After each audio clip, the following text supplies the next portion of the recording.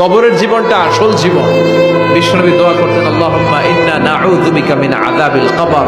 আল্লাহ, আমি আপনার কাছে কবরের আযাব থেকে পানাহ চাই, কবরের আযাব থেকে বাঁচতে চাই। এই কবরের মধ্যে অনেক ফিতনা হবে, অনেক সুয়াল হবে। কবরে প্রশ্ন আছে না নাই? কথা বলেন। প্রথম প্রশ্ন জিজ্ঞেস করা হবে, মার রব্বুক, তোমার রব কে? বলেন, আমাদের রব কে? ওমা দীনুক, তোমার ধর্ম কি? বিশ্বনবীর চেহারা দেখিয়ে বলা হবে, তাআরিফু মান হাযা রাজুল, এই লোকটারে চিনো? আমরা কি বলবো?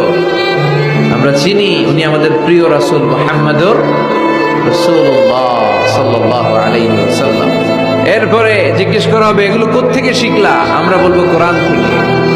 ফায়ুফসাহু লাহু কবরুহু ৭০ যিরাআন। সুন্দর সুন্দর উত্তর করতে পারলে আপনার কবরটারে ৭০ হাত লম্বা করে দেওয়া হবে। ইফতাহু লাহু বাবুন ইলাল জান্নাহ, জান্নাতের দিকে একটা দরজা লাগিয়ে